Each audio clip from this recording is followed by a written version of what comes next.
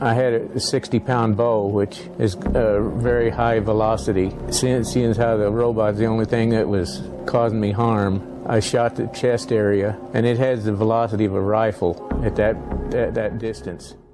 Greetings, my fellow cadavers. Welcome to the mesmerizing world of the Dr. Creepy experience. Here we dive deep into the mysteries of the paranormal that our creepy planet has to offer. If the art of storytelling captivates you, then this channel is your perfect destination. If not, then I don't know what to tell you. Please remember to like and subscribe to our channel. It's a small click for you, but for us, it really means a lot.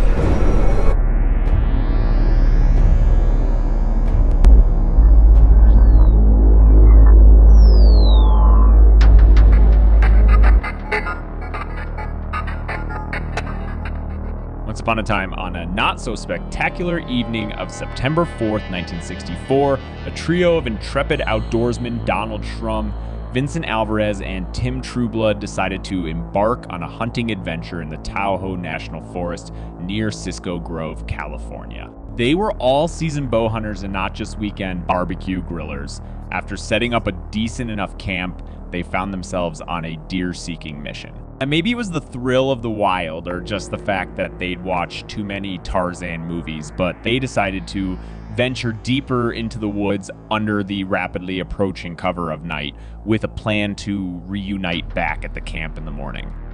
Before they knew it, they were scattered in the vast wilderness, each looking for their potential antler dinner. As day waved its white flag to the conquering night, Shrum decided it was time to hit the hay. But instead of a comfy bed, he was looking for something more arboreal, armed with a military-style belt. He decided to turn himself into a human hammock, strapping himself to a tree to avoid becoming an unexpected midnight snack for any prowling predator. Just when he thought he'd settled in for the night, a strange light appeared in the distance. It was following a zigzag pattern around the trees, coming directly towards him. Shrum, thinking his buddies had arranged a Hollywood-style helicopter search, let out 3 flares like some sort of impromptu fireworks display. But as he was waving his arms like a deranged conductor and yelling for attention, he realized, to his horror, that what was heading towards him wasn't a chopper but something much more extraterrestrial. The object, glowing and spherical, came to a halt about 50 yards away from him. Recognizing it as something straight out of a sci-fi movie, Shrum scampered back up his tree, bow at the ready, and fear creeping up his spine like a terrified squirrel. His heart pounded even louder when 3 tiny humanoid figures emerged from the craft, marching towards him like they were late for a very important date. As they neared, he noticed 2 were humanoid while the third was more Robocop-ish. The pair started shaking the tree in an attempt to dislodge him, but Shrum held on like a stubborn Christmas ornament. Suddenly, the robotic figure spewed a white vapor from its mouth, knocking Shrum unconscious, leaving him with an intense nausea that even a hard night of college partying couldn't compare to. When he came to, he began dropping lit matches towards the menacing trio in a desperate attempt to shoo them away. Initially, they backed off, but soon resumed their persistent tree shaking. Shrum then loaded an arrow and let it fly. Act 2. An act of desperation equivalent to a teenager tossing clothes under the bed to clean their room. Our hero, Don, started chucking anything and everything he had at the Extraterrestrials. His arrows, his compass, even his trusty canteen, all were launched like an improvised artillery barrage. The only things left were a few measly coins, and with a shrug, he flung those as well. Who knew? Maybe aliens were allergic to loose change. After another out with the robo-aliens knockout gas, Dom blinked his eyes open to find a hint of orange in the sky. Morning was coming, but it felt more like an impending deadline than a hopeful dawn. Exhaustion and fear were playing tag inside his mind, and he was fresh out of ideas. As he slipped once more into unconsciousness, the faces of his wife and daughter danced in his mind like a haunting lullaby. Maybe when he came to, the humanoid aliens were gone, but in their place were 2 robots at the base of his tree, their bodies crackling with arcs of electricity like an overzealous science fair project.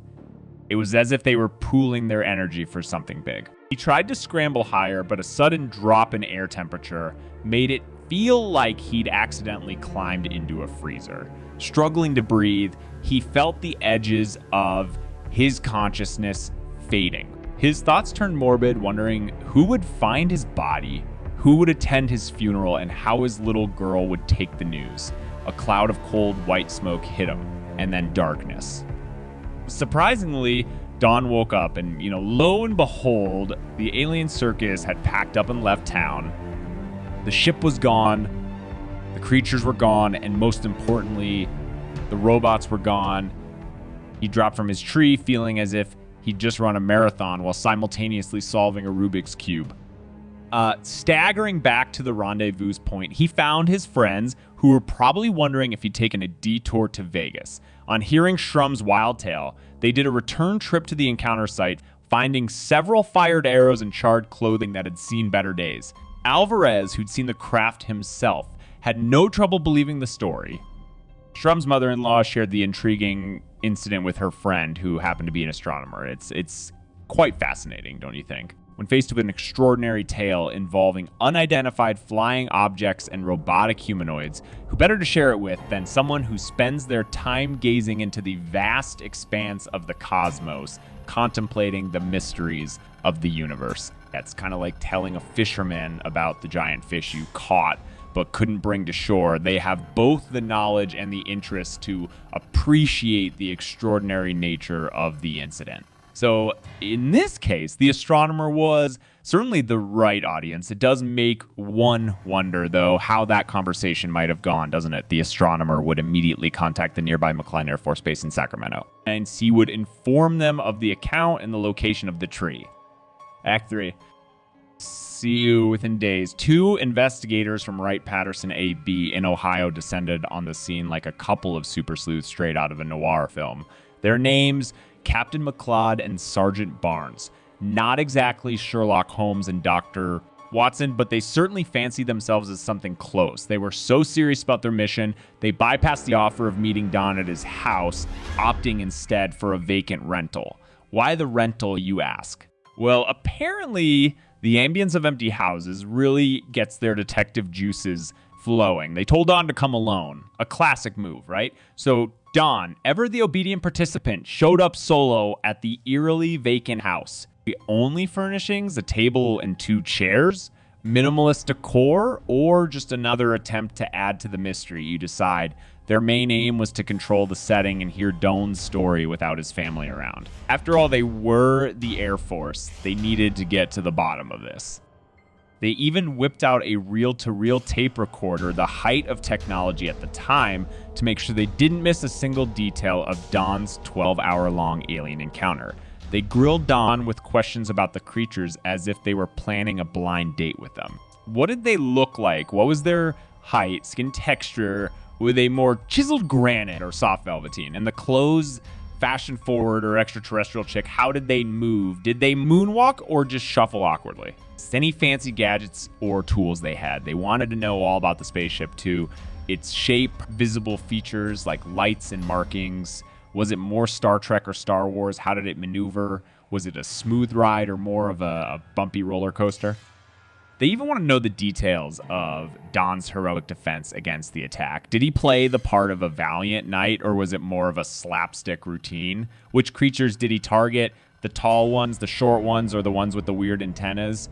And then came the request for a detailed map of the area. What was the elevation topology? Were there big rocks, small rocks, oak trees, pine trees? It's almost as if they were planning a weekend camping trip.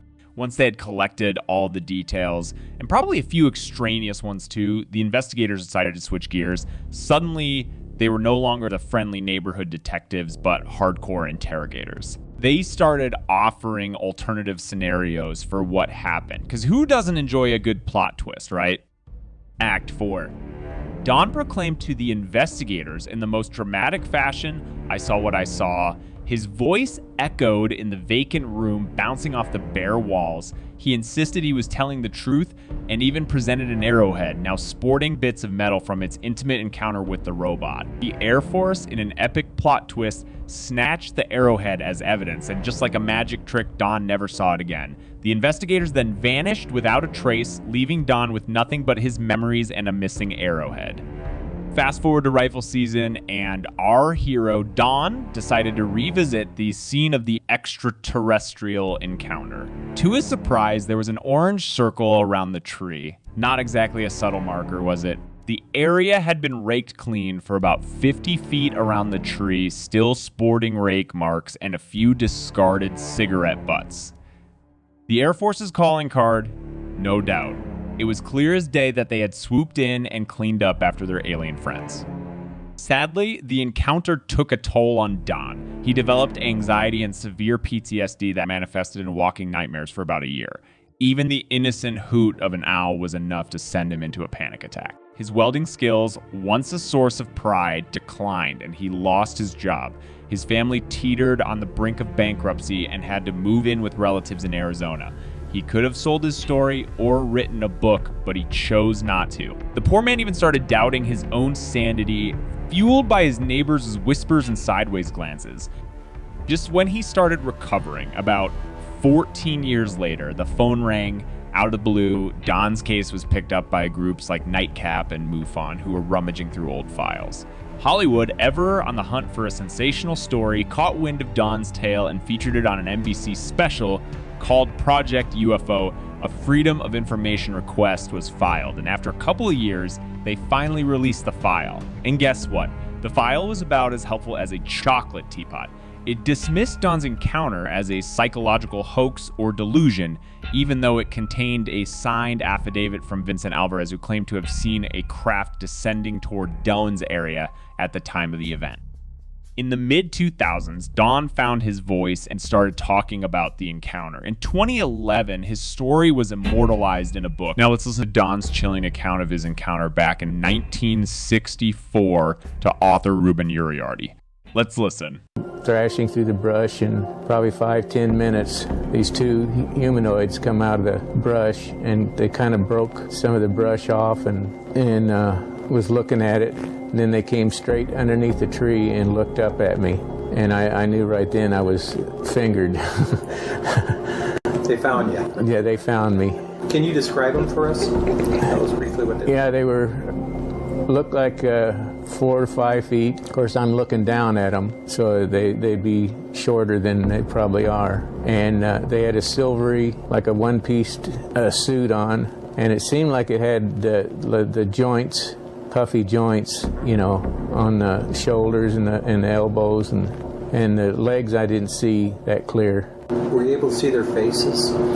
No, it was just a kind of a dark shadow. I could see the two like eyes that looked like welding goggles to me. They're the same as welding goggles. They're about 2 inches in diameter. It reminded me, just like I said, like a welding goggles. And then the rest of the face was kind of a blur. I couldn't see looking down at them. Then I saw two flashing red-orange eyes just picking its way down the ridge, just between the rocks and around them and everything, and come down and was on this big boulder, this big flat rock. And then he kind of looked up at me, and he moved his hand through the fires, cinders, and kind of scattered them.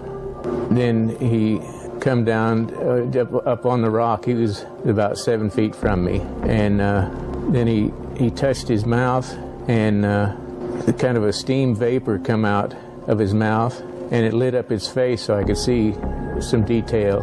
And then I blacked out when that steam hit me.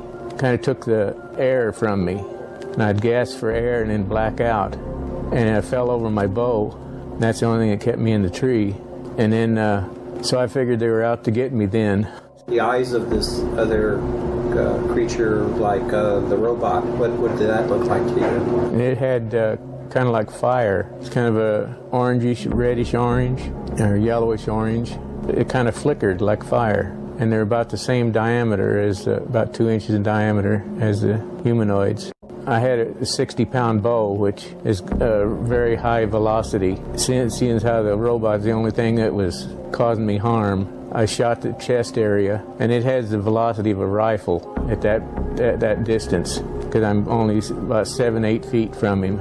And when I hit the chest, the sparks would fly like an arc welder kind of. And then that robot backed up and almost knocked him down. He kind of fell back against a rock. And then I ran out of arrows, so I only had 3 left. And I thought, well, that's when pomade hair is just, I mean, the cap I had on was just soaked with oil. This is for your hair? Yeah, from my hair, yeah, pomade. And I always carried all kinds of books of matches with me when I hunted. And so I lit that cap, and it just blazed up, and I dropped it down the base of the tree. And just in that instant, they moved back about 12, 15 feet, and I glanced over at the ship that was over the canyon, kind of almost level with me, and it was almost out of sight. It was just like a star. It moved that fast, just in that second. So then I got the idea that they're scared of fire. So I burned everything but my T-shirt and my jeans, and come to find out later on that it was 32 degrees out, and I was shaking and kind of overexposed for the weather. Oh, when I after my hat, I threw my canteen down, and they'd picked it up and looked at it and threw it back down. When I run out of stuff to burn, I headed for the top of the tree, and then it was pretty sparse tree. I could see down to the ground. And I broke off the top and threw it down, and anytime I throw down or shake the tree, these humanoids would back up. When I was up in the top of that tree, I thought about just jumping off and jumping down the canyon and just killing myself. But the only thing that kept me going is I had the little girl, my wife, and that kept me fighting.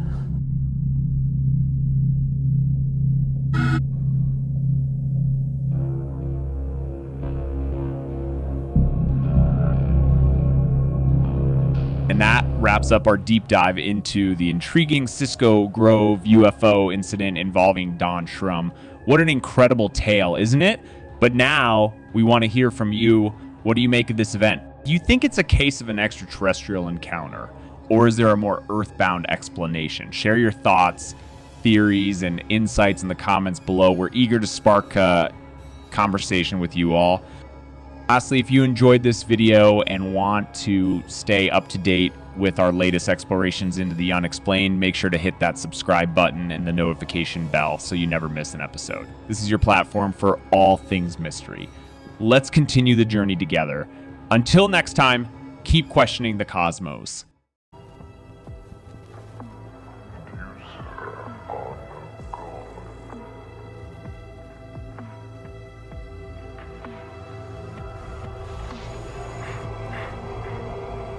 Dr. Creepy.